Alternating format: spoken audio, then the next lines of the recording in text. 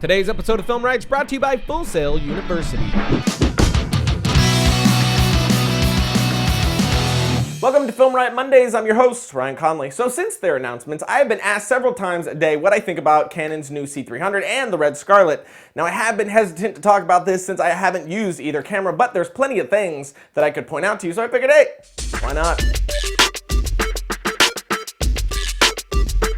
So in case you don't know what I'm talking about, meaning you live under a bridge, completely cut off from the filmmaking/digital media world, a little over a week ago, Canon announced its latest camera, which in their words is the evolution of cinematography. Then directly following Canon's announcement, Red revealed their latest, which is the Scarlet. Now originally the Scarlet was going to be a fixed lens 3K camera for somewhere in the area of $3,000, but now they have upgraded it to basically the Epic's little sister, as they say, for a starting price of just under $10,000. So first let's talk about the C300 from Canon. Now I know I was insanely excited to see what Canon was going to do next, hoping that they would do exactly what the C300 ended up being, which is everything I love about the 5D, but in actual professional quality with all the bells and whistles that you expect from a proper camera. Now, no more upscaling, no more awful H.264 compression. This is a true 1080p image, which is captured on a 4K sensor. So now we get a super sharp image instead of the fuzzy or over-sharpened picture from the typical DSLR. Now, it also seems to work unbelievably well in low light. Some of the filmmakers tested it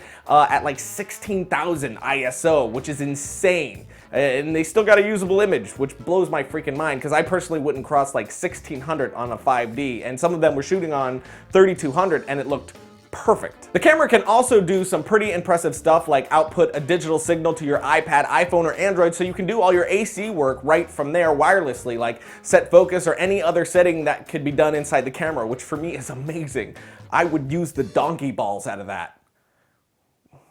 Yeah. And with their announcement, Canon had 4 short films made by some talented filmmakers to show off what the camera is capable of, one of which pushed low light to an extreme. We have questions, and we have you. We need answers. By supplying those answers. One that tested the camera within a VFX-heavy project.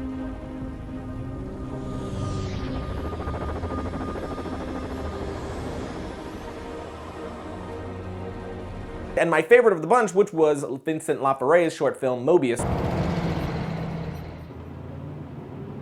No me gusta esto. No me gusta esto, pero no.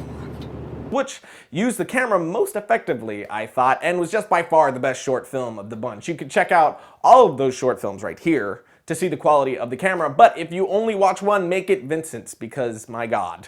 Wait, you won't be sorry. Quite good. Also, check out his blog here. He's always posting super helpful stuff and has a lot to say on this topic as well, so he's used the camera, so he actually knows. So read that.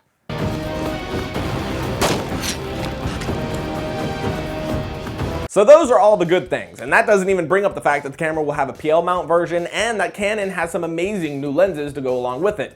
So what's the downside? That would be the price tag. I was hoping for something in the area of like $10,000, something that ambitious with this sort of a camera would have revolutionized the industry, but sadly, the price tag is double that, at a very large $20,000, which made my heart sink a little bit. So let's now look at the Scarlet, shall we? As it's been explained, the Scarlet is the same camera as the Epic, same body, same sensor, but with a bunch of features missing, like higher frame rates, and though it can shoot 5K, it can only shoot 5K at 15 frames per second. So really it tops out at 4K, which is not a complaint from me. 4K is perfectly all right by me. So although a lot of people have been complaining about this camera since it has changed so much from the original idea, I'm extremely excited that it's something in my range. I personally had no interest in a fixed lens 2/3 inch sensor 3K for 3K camera. I was never really sure why they were even going for that. But this is definitely something that I am interested in. A 4K camera that has the same quality of the Epic at over half the price. That's amazing. And you can get it with a Canon mount, so you can even save money on the lenses too. But here's the catch.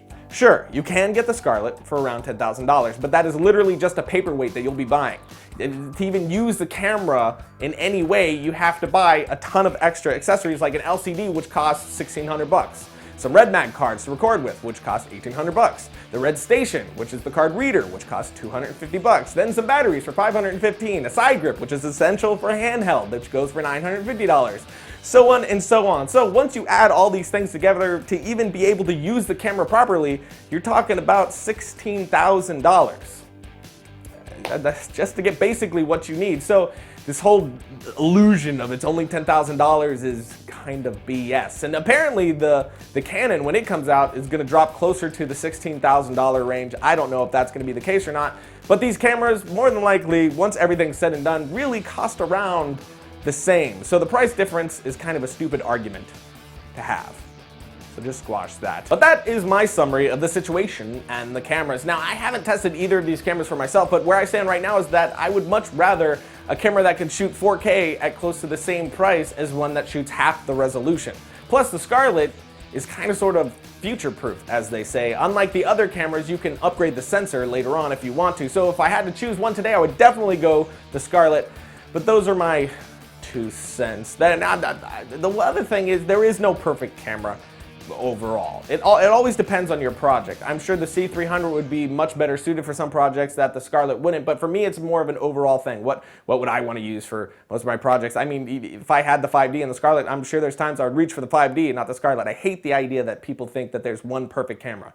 It doesn't exist, and I think any professional would say the same. But yeah, let's do some sponsor business.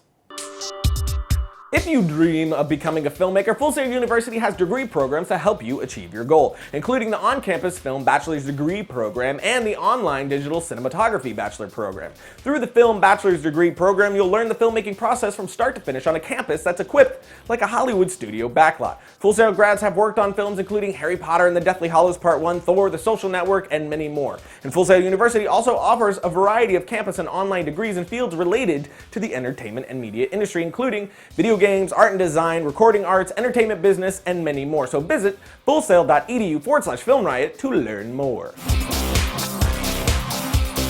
Logo. So there you have it, friends. Next Monday, we're going to be doing another mail sack, so follow me here on Twitter and here on Facebook if you want to be a part of that. But until next time, my friends, be safe and watch good movies. Or make them, for that matter.